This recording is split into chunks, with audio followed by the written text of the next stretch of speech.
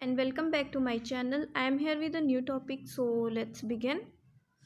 आज का हमारा टॉपिक है जिसको पार्ट 3 में हम डिस्कस कर रहे हैं, the biology of language acquisition, जिसमें फर्स्ट हमने डिस्कस किया था कि जो चार्ल्स डार्विन ने अपनी थ्योरी दी थी उसके बेस पे जो लैंग्वेजेस की कुछ स्टडी हुई थी उसको डिस्कस किया था।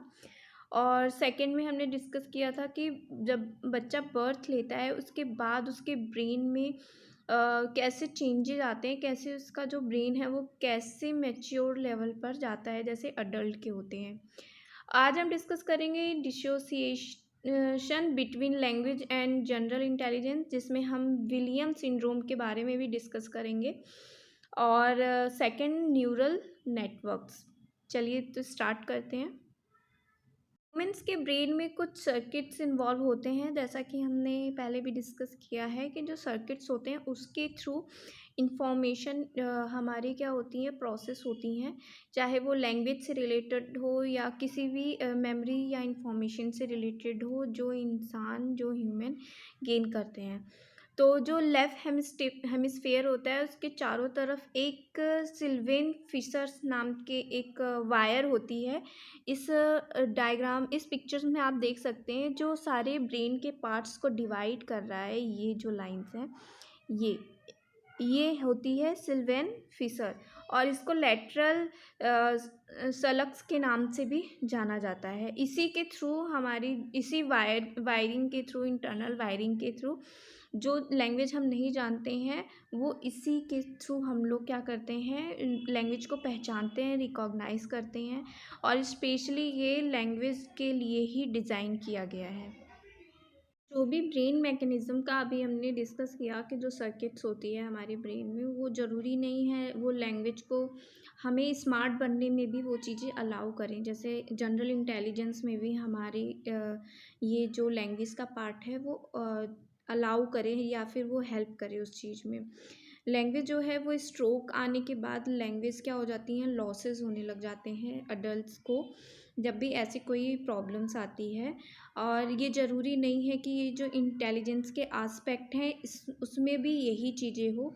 जब हम non verbal parts IQ test में नॉन वर्बल पार्ट्स को मेज़र करते हैं तो ये सारी चीज़ें जो हैं वो ज़रूरी नहीं होती हैं इंटेलिजेंस के लिए और लैंग्वेजेस के लिए। इसके बाद लैंग्वेज और जनरल इंटेलिजेंस को और अच्छे से एक्सप्लेन करने के लिए यहाँ पर इन्होंने एक एग्ज़ाम्पल दिया है, और उस एग्ज़ाम्पल में एक सिंड्रोम बताया है इन्होंने, जिसको विलियम सिंड्रोम्स के नाम से भी जाना जाता है, और विलियम्स ब्यूरन सिंड्रोम के नाम से भी जाना जाता है।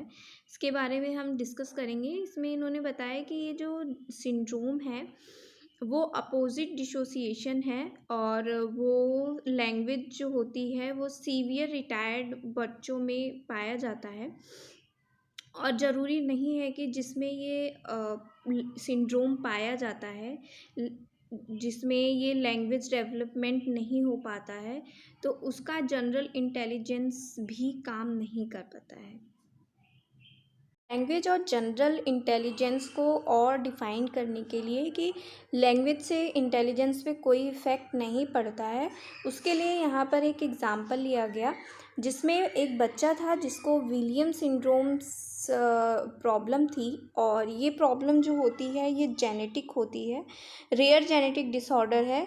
इसमें जो बच्चे होते हैं वो growth delay before and after birth, इनका जो प्री नेंटल एंड पोस्ट नेंटल ग्रोथ होता है वो रिटार्डेशन होता है, और इसमें क्या होता है कि इनका जो फेशियल फीचर्स, मेंटल डेफिशिएंसी होती है, ये सब प्रॉब्लम इसमें होती है। इनको फिजिकल एबनॉर्मलिटी होती है। इसमें इनका आईक्यू लेवल क्या होता है, अबाउट 50 होता है। ये अपनी सिंपल डेली रूटीन के काम नहीं कर पाते हैं, जैसे टाइंग शूलीज, फाइंडिंग वन वेज या फिर adding two numbers like that. और ये सोशल वार्म्थ होते हैं और लोगों के साथ रहना पसंद करते हैं, फ्लुएंट लैंग्वेज बोलते हैं। इनकी जो प्रोनाउंसिएशन एबिलिटी होती है लैंग्वेज की वो भी क्लियर होती है, उसमें कोई भी प्रॉब्लम नहीं होती है। तो इसके कहने का मतलब ये है कि जो लैंग्वेज है वो जो इंटेलिजेंस पे इम्पैक्ट नहीं डालती है। डीफ और डम पर्सन भी बहुत ही लैंग्वेज उनकी जो क्या होती है, उनकी जो इंटेलिजेंस होती है वो भी हाई होती है, वो बहुत ही ज़्यादा इंटेलिजेंस होते हैं, जिसमें ये डिफ़ाइन किया गया है। Neural networks means computer models. इसमें कॉग्निटिव न्यूरो साइंटिस्ट ने कुछ न्यूरल नेटवर्क्स और कंप्यूटर मॉडल्स क्रिएट किए, जिसमें कुछ एस्पेक्ट्स थे लैंग्वेजेस के। आपने अगर बीएड किया है तो उसमें एजुकेशनल टेक्नोलॉजी में आपने इससे रिलेटेड ज़रूर पढ़ा होगा। तो जो न्यूरल नेटवर्क्स थे वो प्री प्रोग्राम्ड रूल के साथ नहीं थे, किसी भी प्री प्रोग्राम रूल के साथ नहीं थे। फिर उन्होंने बहुत सारे एग्ज़ाम्पल लिए लैंग्वेजेस के, उन एग्ज़ाम्पल्स को यूज़ किया इस लैंग्वेज के स्टैटिकल स्ट्रक्चर को, और किस तरीके से पास्ट टेंस के फॉर्म्स ऑफ वर्ब को लर्न कर सकता है न्यूरल नेटवर्क्स। जैसे कि आप देखते होंगे, अगर आप कंप्यूटर्स में वर्क कर रहे हैं और कोई आपकी सेंटेंस या फिर वर्ड अगर मिस्टेक है तो वो एरर शो करने लगता है, रेड रेड सी लाइन बनने लगती है। तो वो किस तरीके से पहचानता है, ये सारी चीज़ें इसमें इन्वॉल्व होती हैं। इसी के थ्रू वो सारी चीज़ें क्रिएट की गई थी। तो जो न्यूरल नेटवर्क डेवलपर थे, उन्होंने ये एक्वायर किया कि जिस तरीके से ये न्यूरल नेटवर्क्स एक्वायर करते हैं, उसी तरीके से सेम तरीके से जो चिल्ड्रन हैं वो भी लैंग्वेज को एक्वायर कर सकते हैं, सीख सकते हैं मल्टीपल एग्ज़ाम्पल्स के साथ। क्योंकि जो न्यूरल जो थे वो लैंग्वेजेस के लिए, न्यूरल नेटवर्क्स के लिए उन्होंने क्या किया था, कुछ एग्ज़ाम्पल्स क्रिएट किए थे, और उस एग्ज़ाम्पल्स के थ्रू वो क्या कर रहा था कि लर्न कर रहा था। तो वही नेक्स्ट है न्यूरल नेटवर्क्स। इसको कंप्यूटर मॉडल्स के नाम से भी जाना जाता है। कुछ कॉग्निटिव न्यूरोसाइंटिस्ट ने न्यूरल नेटवर्क्स और कंप्यूटर मॉडल्स को क्रिएट किया था, और उन्होंने इसमें कुछ एक्वायर किए थे सम एस्पेक्ट ऑफ लैंग्वेजेस के।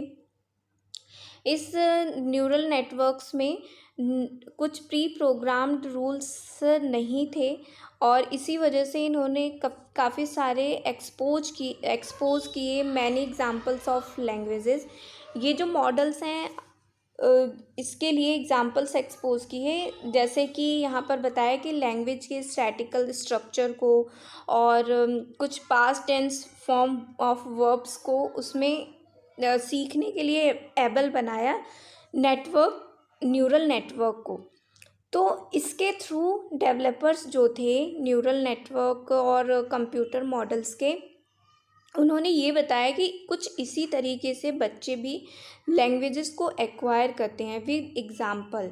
जब बच्चे देखते हैं अपने बड़ों को बोलते हुए, तो वो उसी के थ्रू क्या करते हैं, सीखते हैं मल्टीपल एग्ज़ाम्पल्स के थ्रू।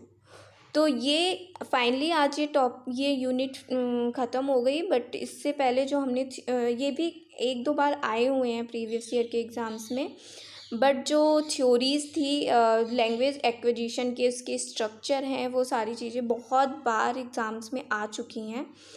तो नेक्स्ट वीडियो में मिलते हैं नेक्स्ट टॉपिक के साथ। तब तक मेरी वीडियोस को देखते रहिए, घर पे रहिए, सुरक्षित रहिए। Thanks for watching.